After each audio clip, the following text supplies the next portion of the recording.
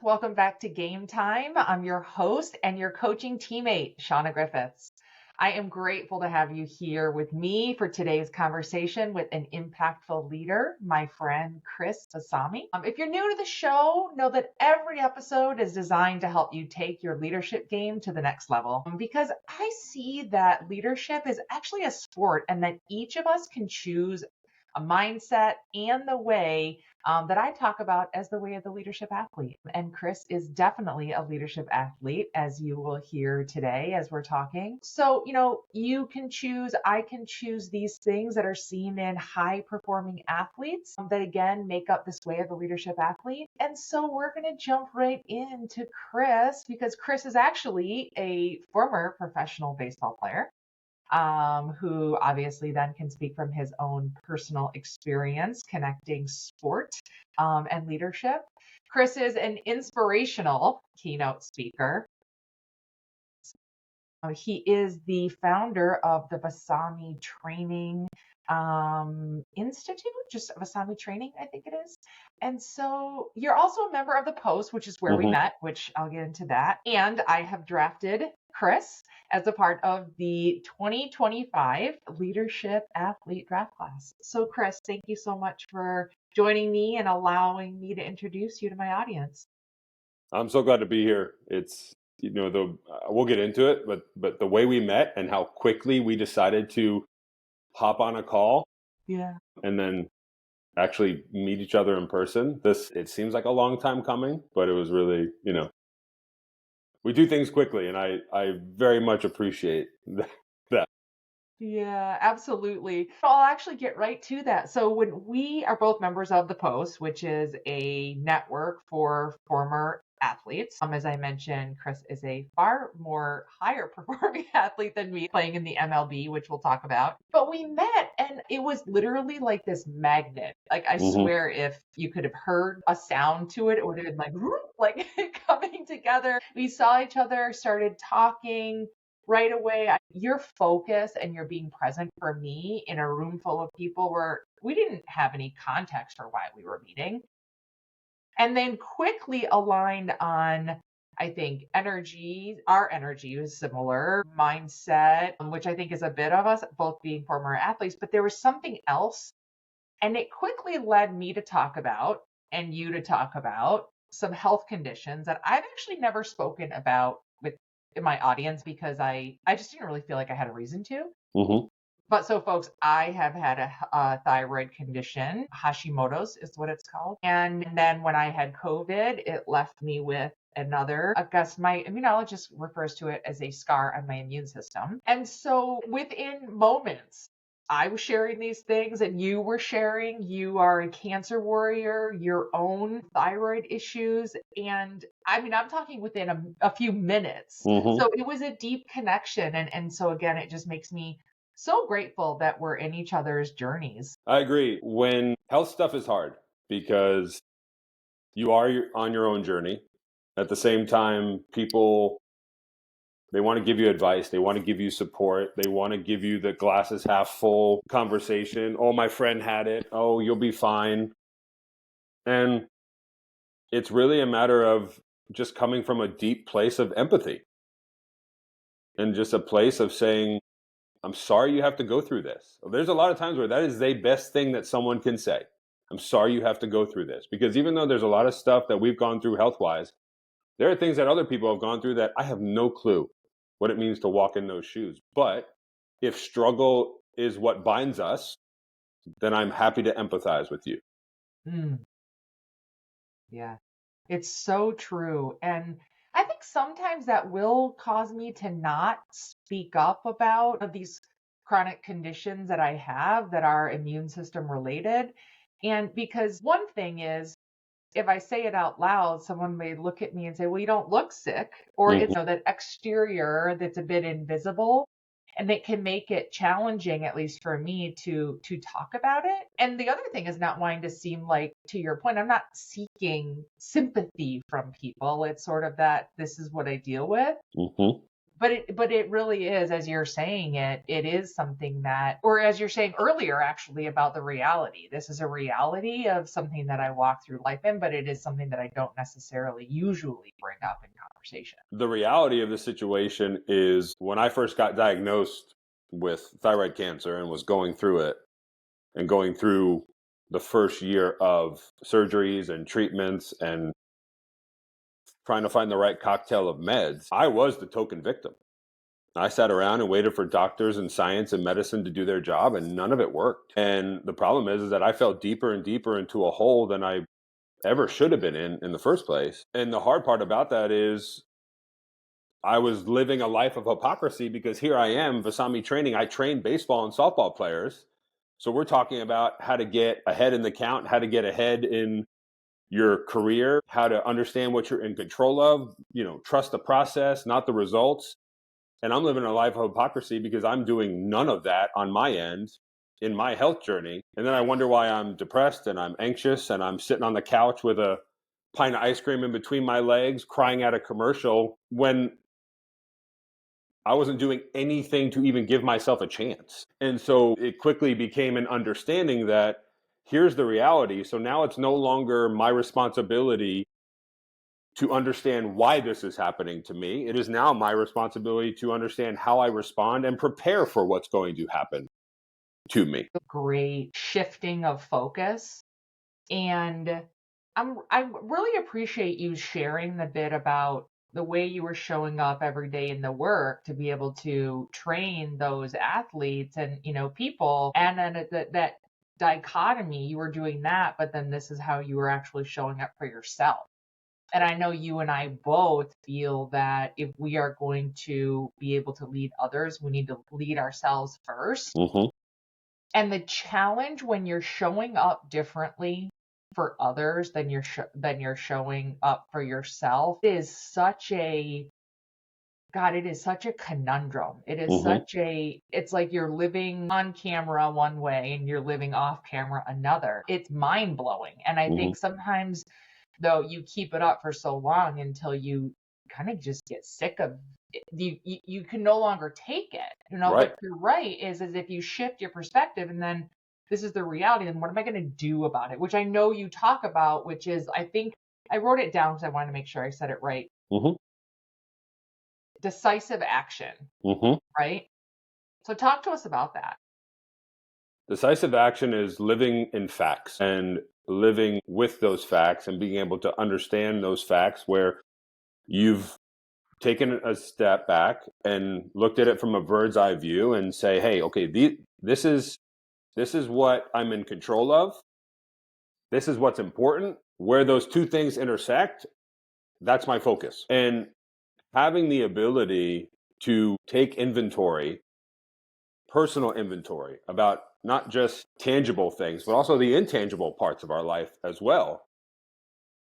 That allows me to make decisive action on the things that are important to me and the things I can control. And then going back to what you said before about how to show up every day and be able to deal with those non-negotiables.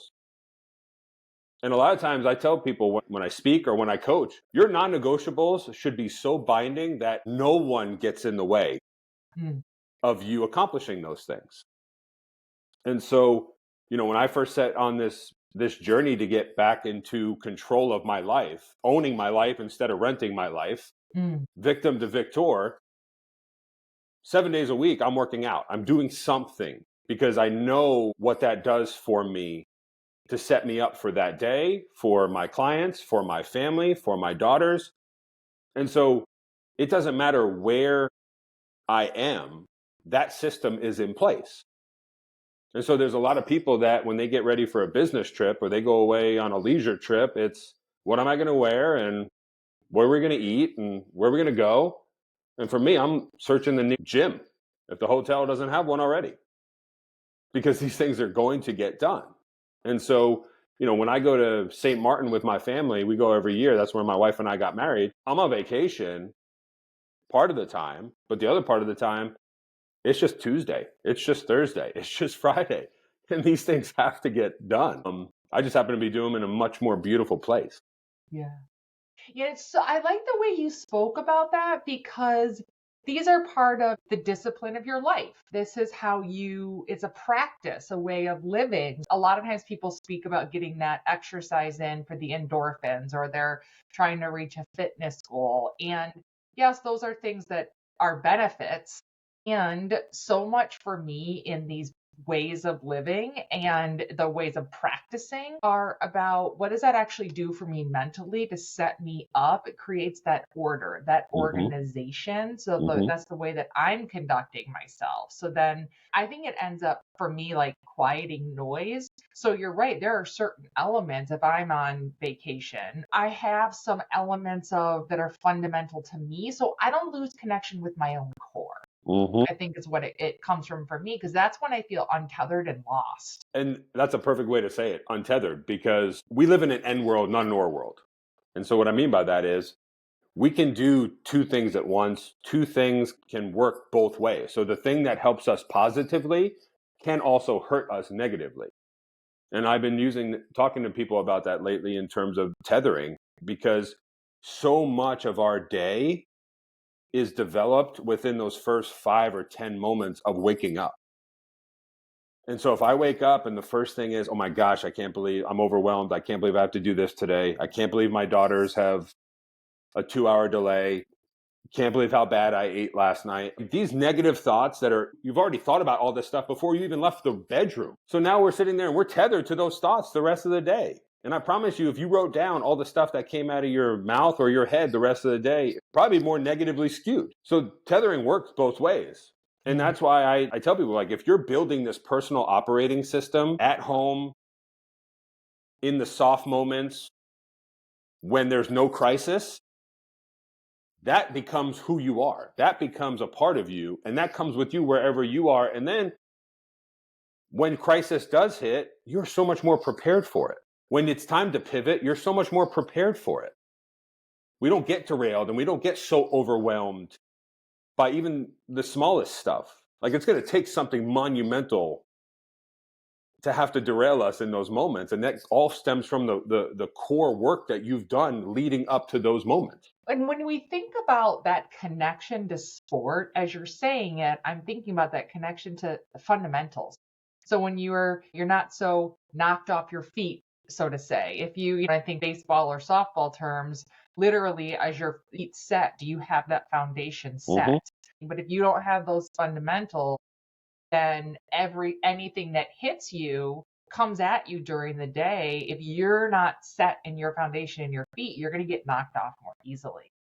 Again, I think these are, to your point about those first 10 minutes of the day, I think it's a great thing to point out, because this up your discipline concept is not necessarily, it doesn't begin when you get into the gym or on the bike, or it begins with, again, when you wake up, what are you thinking in those first moments? What are you telling yourself? What is the action that you're taking? And when I say I've been upping my discipline recently, yes, it means that I'm really working now that I'm on the East Coast, is to get that ride in first thing in the morning. But it's also turning around, making the bed, Mm-hmm. going to doing the things that are set the foundation in the morning, so that limit the amount of choices I have to be making that can, to your point, derail me from where I need to go that day. I call it being brilliant at the basics. That's great. And I talk about it with my athletes. I talk about it with my performance clients. I talk about it when I'm on stage doing a keynote. Like, are you brilliant at the basics? And it's interesting you bring up making the bed, because when I go and I talk to high school students and high school student athletes and especially college student athletes, a lot of times the first question I'll ask before I even get started is, raise your hand if you made your bed this morning. Maybe half the kids raise their hand. And so the ones who are raising their hand look at the ones who aren't, and the ones who aren't look at the ones who are raising their hand. They're like, why didn't I make my bed? And the reason why, and I say, okay, we'll come back to that. And the reason why I use that as a prompt and as a question is because later on, when I get into conversations about accountability and showing up for yourself and showing up for your teammates and those big moments that we've worked for, well, guess what? We got 10 seconds left in the game and you got the ball in your hand, and it's the bottom of the ninth and I'm up at bat with bases loaded, or you're on the mound, or or it's your penalty shot, whatever it is. If I know that you can't even make your bed in the morning, I don't know if I'm going to trust you as much in that situation. Yeah. But if I do know that you're brilliant at the basics, you do all the small stuff because you have the mindset that everything matters and everything accumulates on itself throughout the day, and it gets to the point where these things they become mindless because you've done them so often. Well, yeah, man, I'm going to pass you the ball with 10 seconds left. Right. Right. And I think part of that is because when you're doing those things, when you are brilliant at the basics, it actually helps your confidence level. You feel better about yourself. That's what you're exuding. Other people can feel that in your energy and the way you show up. It's actually interesting. I think this element of did you make your bed? Are you good at these brilliant at the basics? I think there are things that you can pretty much see about people or you can tell right away. Again, I think it's a reflection of their confidence, their ease with themselves as opposed to feeling a bit scattered. But which it has something to do with focus, which I was thinking about preparing for this. So I'll tell you a little bit of a story. So I played softball. The worst I was at any sport was probably softball. That I sincerely tried to play. So I played in high school, I think my sophomore and junior year. I was terrible at batting. I never practiced batting. Okay, clearly the two are linked. The other thing though is that I didn't know where to focus. I was thinking about it this morning. I was like, why was I so bad? I didn't know where to focus my eyes. I didn't know the fundamental. I didn't know how to stand. I tend to, as an athlete, or I think probably just in life, I'm a pretty good mimic. So if I see someone else doing it, I'm mimicking it. But I was really thinking about it because I didn't do the fundamentals. I didn't learn those. I just started playing my sophomore year and thought I could just mimic other people. And I would step up to bat and I had no idea what I was supposed to be looking at, where I was supposed to be focusing. So the translation or the tangent to work is to me it's so obvious, right? But I think when we're talking about this episode is about achieving personal greatness or pursuing a personal greatness. It's that I wasn't doing anything in that example to actually set myself, and I wondered why I got hit by the pitch more than I hit the ball. But I was just really curious about your thoughts about that, and if you felt that similarity, that element of focus and the fundamentals, how that comes up for you when you're working with people. One of the things that's interesting about working with people is I think the resistance to doing something different than they've done before. I've been doing it this way. I'm not getting the results that I necessarily want. And when you introduce, hey, what if we tried it this way? What if you thought about it this way? What if you just went and practiced without having the pressure of the performance? And that could be in anything. That could be in any walk of life. People who struggle when they're up at bat, people who struggle in communication, people who struggle with presentations. It all comes back to practicing. It all comes back to putting yourself in that situation as often as you possibly can. And then I think it comes back to we are, as in this society right now, we always want the next exciting thing. And so I think there's times where we don't allow ourselves to just be okay with the same boring meals 5 out of 7 days. And the reason why I say it is because I pretty much eat the same thing, Monday through Friday, because it tastes good to me, but it's also very easy for me to repeat. And if I can repeat it and I know it's successful, that sounds like a pretty good combination to me. But it's when after 2 days, you're like, oh, I can't eat this. Like, let me go try this really fun, fancy recipe that I just found on Instagram. But just in that, because like you said before, now it's another choice. Now I have to go to the store and buy the thing that I didn't have for this recipe. And then, oh my gosh, it made more than I thought it was going to. And now I feel like I have to eat it. The snowball effect of that becomes pretty overwhelming. And so because I did that and because I think in my life, 2 days is pretty consistent. Not the third day I can kind of fall off a little bit. It's allowing yourself to understand what putting together 6 out of 7 days, 4 weeks in a month in a season to 6 months to a year, like what does that actually look like? Do you actually give yourself a chance to do that? And I think that's where a lot of people fall off, is because they think fundamentals are going to be locked in within 2 to 3 days. Whereas it's taken way longer to do that. And I mean, even for myself, there's times where I know that I'm kind of getting off track with my nutrition, and I start to feel it, and maybe I'm not sleeping as well, or I feel a bit more sluggish. So I go back to tracking because I know it works, and it's accountability right in my face. Right. And when it goes back to what you were saying about people's lack of willingness to change, even if what they're doing isn't working, there's often a resistance to do something differently. This is why I talk about a lot of time there's awareness that something is off or not quite where you want it to be. Then there's a willingness to do something about it. And then separately, there's the actual action that you take and you execution. that action. Those are three completely separate things. And I think that's part of the recipe of people falling off the horse, or, what you were saying earlier, is because it takes repetition of these things. That's why I say practice the way we're practice living. It's not that you do it just someone like you who has a specific way of eating, someone like I eat the same thing for breakfast, lunch, and snack as well. And my dinner rotation is very slim. Some people think it's boring. I say I don't really have to think much about it. And so we have these ways of operating so that we can, it kind of dials down the distraction of things. We can keep some of these things consistent and keep doing them. And we're following that. Is something working or not? Am I willing to make a change? And then what action am I taking repeatedly? I can't stress that enough. Repeatedly is the thing. Well, and that's why I always bring it back to, if people have a job, let's talk about what your job is like throughout the week. Every Monday you have a group call. Every Tuesday you're doing outreach. Every Wednesday you're sitting down, you have a meeting at 1:00. Like, these things are set in your professional life, but yet you're so resistant to have set things in your personal life. And in that professional life, you've gotten to a certain place, or your company's gotten to a certain place with these systems put in place. So they're going to work in your personal life. You're just not used to having to put in that work in your personal life because you just stepped into that role in the professional world.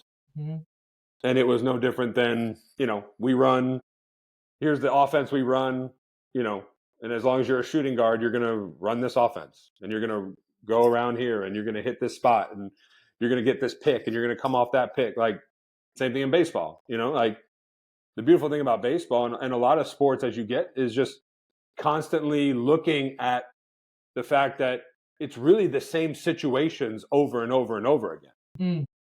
The people that succeed are the ones who have awareness of the situation, and then taking action. If I failed 10 times, how am I going to approach this situation differently? And so it's being able just to give that perspective to people to say, hey, I mean, life's messy. It's not perfect. So the best thing you can do is give yourself grace and opportunity to understand that it is a practice, to be able to go after things that you say you want. And once you start to feel that resistance, like, it's okay to lean into it. There's something so wonderful about when you speak and when you're delivering your message, Chris, that comes across to me where it's just fact, what you're saying. Like, well, are you going to do something about it or not? There's no like, well, no, I don't really know if I want to. As you're describing that, I'm like, shit, go do the thing. So folks, who are listening, I was texting Chris the other day about something. I can't remember about the specific of it, but your response to me in that moment was like, great, that's a great realization. Now, what are you going to do about it? And it left no room for me to eke out of it. Or if I did try to eke out of it, then my reply to you was going to be right in my face, and it would have been me saying like, no, I'm not willing to do that. And so it really is, I think, important. I'm saying it out loud here because, one, it's a compliment, and I appreciate it in our interactions. I find it wonderful, and to share with the audience that there is a way that you can speak to yourself, or you Mm-hmm. could have a coach like Chris, who is a part of your journey at eliminating those elements of where you don't show up for yourself. Or if you do, again, you see it and you actually hold yourself accountable, because then you say, okay, well, if I continue this, then again, I'm not going to show up for myself the way I need to show up for others. So I think that my point is how we show up, or are we hiding? I think your very direct way is an example for others that we can actually speak to ourselves that way as well. A lot of times I like to prompt people by saying, give me motion before emotion. And the reason why I say that is because as human beings, we're very quick to go negative. We're very quick to not do it because I remember what that felt like. I remember the pain. I remember that was uncomfortable. So there's so many times where I don't actually ever get into motion because my emotions are holding me back. And so give me the motion first. And again, I'm not saying your feelings aren't valid. All our feelings are valid. The triggers are valid, but having the ability to work through it, number one, and number two, being able to, one of the things that helps us understand if we're balanced, if we're regulated, where are we from a mental perspective, from a mental space, is when we get triggered, how quickly can we get back to regulation? And so a lot of times that motion is what gets us back to regulation. That thought process, maybe we start to habit stack. Maybe we say, hey, you know what? Every time I get overwhelmed, I'm going to go for a 10-minute walk. And one of two things is going to happen. You're either going to fall in love with walking and you'll keep walking longer, or you'll realize, you know what? I actually have stuff to do. That wasn't even that big a deal. And you'll start to kind of brush some of these things off. But emotion is what holds us back a lot of the time. And going back to what you said before, are you even aware of that in the first place? Can you name it? And if I can name it, then I can do something about it. And then I'm able to sit down and say, was this worth my time? Was this worth my energy? And we can then talk about that stuff. But I'd rather talk about how much you hated the workout after we've done the workout. Yes. Instead of psyching yourself out before the workout even started. It's so true, because who knows what that workout would actually be. Again, we sort of are foreshadowing what this experience is going to be, which only, to your point, gets in the way more. I talk about we literally get in our own way so much of the time. And I was actually curious what your thoughts were about what does block greatness. And I think sounds like you've identified is similar how when I say is we get in our own way by the things that you're saying. First of all, it's what we're thinking, what we're telling ourselves, what we're, to your point, psyching ourselves out before we even do it. So I love that element of hacking. I think you called it habit stacking. Habit stacking, yeah. Habit stacking. Because again, it has to be these things that allow us to shift our brains and get out of our own way. There's a lot of times where fear and doubt are valid. But a lot of times that also comes from the fact that we're just unprepared. I always like to say that pressure is really for the unprepared. If you've done what you're supposed to up until that moment, there should be no pressure, especially as athletes. I mean, you're either going to succeed or you're going to learn. And yes, it might look like a failure at the time. I missed a game-winning shot. I struck out with the bases loaded. I, gave up the game-winning home run. In the moment, it feels like a failure, but really it's a learning opportunity. But in that moment, I should feel no pressure, because if I'm prepared, then I'm ready. And if I go about it the way that I have practiced and prepared, then we'll see what happens. But so much of the time, people walk up and they're feeling nervous and they feel pressure and they feel doubt because they just haven't put the time in to prepare for that moment. And that starts with, and here comes guilt and shame and regret before things even happen. Yes. I'm so glad you went there. It is stacks. It's the fear. Then by not doing it, then you start to feel guilty, even shameful, those elements. And you've, in your brain, in your heart, in your gut, you've had this whole experience before you've even done anything. Exactly. And I'm saying this because a lot of the consulting work I do is actually working with people who are pitching for new business. And it happens so often where people haven't done the preparation before they go into that room and they want to win in that room, but they've Yeah. not done the preparations. They're scared out of their mind. They're psyched out. And just like anything, you don't go up to bat and imagine yourself striking out. You go up to bat and you literally visualize yourself hitting whatever you wanted the outcome to be. Mm-hmm. But again, in business, it's such a great way to look at that and say, oh, right, I wouldn't step up to the free throw line and say, oh, shit, I'm going to miss this shot. Nope. Mm-hmm. So don't do that in business. If you're going to go in, practice, prepare, imagine yourself, literally visualize yourself killing that pitch. Mm-hmm. And the parallels for me are so obvious and so relatable. And I think I was working with a leadership group a couple of weeks ago in a corporate setting.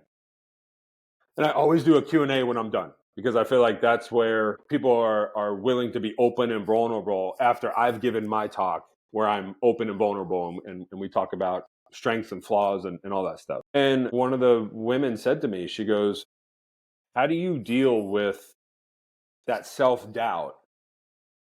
Whereas you want to be more of the team, you want more responsibility, but maybe you're not feeling valued, maybe you're not feeling honored or anything like that. And it's just amazing how we can always draw it back to sport. And I always think about it. When I was playing and I was in high school, I was an All-American. I batted third or fourth. When I was in college, I was all conference, batted third or fourth.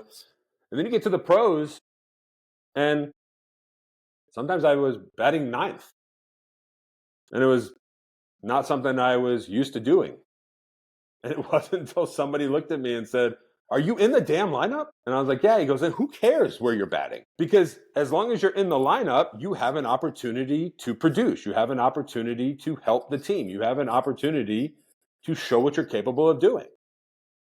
And so that was my response to this woman. I said, question, would you rather be on this team in the role that you're in right now, or would you rather be locked out of this building tomorrow when you showed up for work tomorrow? And she's like, well, that's an obvious answer. I said, of course it is. I said, but we just don't get to think about those things that way. We're not prompted to think about those things in those ways. So that's where I find, the beauty of us living through sport, learning through sport, is that we can bring it into the real world and help people, especially a lot of these businesses that look at it now like we're part of a team. This is a family, and help them recognize the beauty in trying to find that singular uniqueness while also being a part of a team. Such a great point. And I love that when you talked about that, it actually showed me the simplicity there. And I think oftentimes in business and in life, we'll overcomplicate something, and just as much as psyching ourselves out. And so to your point, being able to ask her, drill it down to this, would you rather be here or not? Would you rather not be able to open up that door? And it simplified it to her. It reduced the noise, and hopefully that she was able to shift her perspective and make a new decision. The thing too, obviously you're big in leadership. I think the problem too is that we always want the title of leadership to tell us that we can be leaders. And I look at it the opposite. I want you to feel compelled to lead without the title. And by doing that, by showing up and having the integrity and the character and the work ethic and the ambition of a leader without the title, organically you will show everybody why you are a leader. Mm-hmm. Yeah. And then at some point, hopefully somebody recognizes it, that maybe they give you the title. But that should, whether you have the title or not, shouldn't define you wanting to be that leader. Mm-hmm. In all aspects of your life, in or out of the office, with your family or without your family, in your community, out of the community. And it starts with leading yourself. Before you can lead other people, it starts with leading yourself. And it's not just do it once. It's that, again, we've talked about this. It's the practicing. It's the continuously doing it.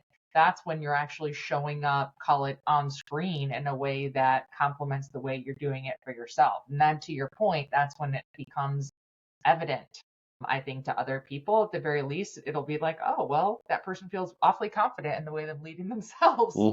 I'd love for you to talk a little more about it, if you can, while I still have you, is about your background as a baseball player. And then when you were playing, were you thinking about these things, or did that not come until after you were done playing and then you went on to your career? I was always a leader. I was always very independent. I'm one of four. My older brother's 6.5 years older than me. So I grew up playing with him and his friends. And I can remember being 6 years old in the backyard playing against, 12 and 13-year-olds, losing by 1 run in the bottom of the 9th on a walk-off home run. And they're all cheering and I'm all pissed off. And my mom's like, you're going to be fine. You're going to be fine. And that's just kind of where it started, because and then at the same time, I have a younger brother and a younger sister. So I joke with people all the time that I'm a true second child, which is why I have tattoos and I own my own business.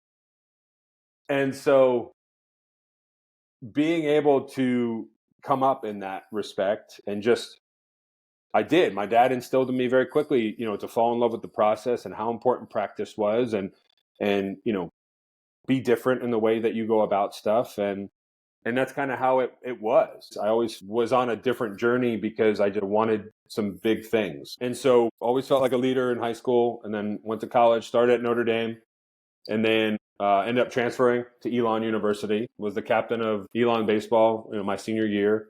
Ended up getting drafted, playing almost about 6 years between the Rockies and then a couple independent teams. And to answer your question, no, nothing was really conscious. I would journal. I would do things like that, trying to figure out visualization, trying to figure out what went wrong. How do I approach it differently tomorrow? But a lot of this other stuff really wasn't until I got done with football, in learning how to deal with the tangible stuff and be able to work on yourself every single day and being able to give yourself grace. And I think I did a workshop for the Post back in January. And that's one of the things we talked about was, as we are growing up, getting to the elite levels of sport that we got to, there's also an organic ego that grows. And what I mean by that is we accomplish things, sometimes never even realizing how we accomplished it. So here we are later in life, where life has changed, things have changed, health, work, family, spouse, gained 60 pounds, for myself over the time, lost 60 pounds. So for people that they've kind of lost their way, especially in sport, their initial inclination is, I should be able to do this because I was an elite athlete. I should be able to do this because I made it to the pros. I should be able to do this. And it can be as little as having enough awareness and willingness and willpower to sit there and go, I'm trying to lose weight. I can't eat that Reese's peanut butter cup. And so then it's like, well, I should just be able to do that. I mean, I was an elite athlete. No, like, you were an elite athlete. What did you learn from that? Okay. And so now it's a matter of repurposing those skills into our everyday life now. It would be a waste if you went through all that and didn't learn anything from it. And so now it's a matter of imparting all that wisdom and all that experience into these new challenges that we have. And so, yeah, as simple as it might seem, if you are trying to lose weight because you've put on weight since you got done with your playing days and you didn't eat that Reese's peanut butter cup, that shit needs to be celebrated. Yeah, it's so true. I love that you said that. It really is. If you are able to make that shift and you don't do the thing, then celebrate it. I love that. Yes, that needs to be celebrated. But it is really true. So that way, the next day when you don't do it, it'll be celebrated again. And so now there's a whole nother reinforcement and whole new neurological pathway that's being built. No different than we were put through so much hard when we were playing sport by coaches, by our teams, by the environments that we were in. And now you're done with that environment. So my question to you or anybody listening is, how do you choose hard every day now? How do you mentally, spiritually, emotionally, physically put yourself through hard every day? Yeah. And have a moment of celebration when you actually do it. Exactly. I'm clearly fixating on that. I'm going to be celebrating. I'm going to be high-fiving myself, folks. Hell yeah. Have yourself a pom-pom. Get one. Because again, we were given so much hard, and so we built up this natural resiliency in those environments at a younger age, but we didn't know how we did it in the first place. So now here we are needing resiliency, but I haven't done it in 10 years. So now it's a matter of how do you build up the resiliency again? Well, that's by choosing hard and then accomplishing hard and then understanding that the next time that you're presented with an obstacle, because you've chosen hard for 57 straight days up to that moment, the obstacle is not the issue because there is no quit now. And you accomplish it and you celebrate. And like that's how the foundation gets built again.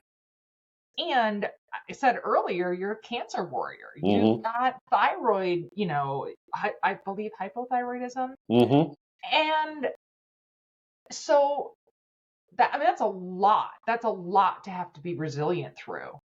And so did part of your lived experience that made this so sharp for you? Was it those experiences as well? Oh yeah. Yeah, 100%. Because I was going through so much, but approaching it so wrong. And so I joke all the time. There's a lot of days where I literally have to convince myself to get out of bed. There's very few days I'm waking up screaming, oh, what a beautiful morning. There's so many mornings where I come down and I'm basically negotiating with myself to put my shoes on. But I've also developed a routine that I get excited about. And that's a big help. So I get excited to wake up at 4:15, 4:30. Again, because this works for me. I get excited to wake up, come downstairs, drink my pre-workout, read the Bible, read my daily Stoic, read another reflection, read 10 pages of a book that I'm excited about while my pre-workout sets in. And then I'm excited to go to the gym. I'm excited to see what I can do that day. And that's a pretty full morning by the time my daughters wake up and now it's time for me to be dad. And then I drop the girls off and now it's time for me to be speaker. It's time for me to be mentor. It's time for me to be coach. It's time for me to be friend.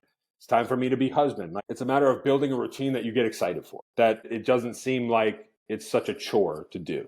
And it's in those moments that I felt like, yes, I've been presented with obstacles, but I feel way more prepared now than ever because of the things I've gone through, because I take inventory as often as I can, because I've truly understood what my non-negotiables are. And I've been blessed enough to understand how to vet the people in my life so that the people in my life are not just constantly building me up, but also having real enough conversations with me to sit there and be like, I don't think your actions and what you say are aligned right now. Being able to have the perspective that unless you are literally in the middle of a storm, every day is a pretty sunny day. Yeah. And then also at the same time, understanding that we're really put on this earth for moments like this.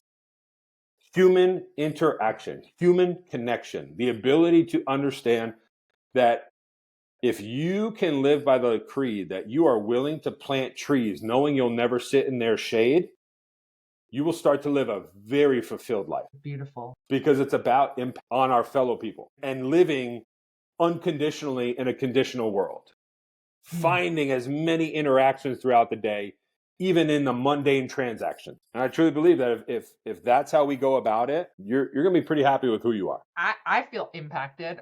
Folks who are listening, I'm sure you feel impacted too. No, it really is true. And part of how I look at that is that allows me to not walk a hollow life. Like that is what I say, is that I am working to leave meaningful footprints. And it's not that I'm keeping score. It's just the way that I want to be showing up for others, but I have to show up for myself first. And when I'm not, I know it, because the habits start to change and I start to feel those feelings of sometimes not even wanting to look at myself in the mirror, and again, those feelings of guilt or shame and those type of things. And I'm like, oh God. And again, if I'm looking in the mirror, I have one and pointing, it's like, I have to answer to that. And so that's the way that I can hold myself accountable. I don't want to keep feeling that way. So what am I then, to your point, what am I going to do? What are those non-negotiables? And, I love when you're speaking, I love this about you is that it's no bullshit.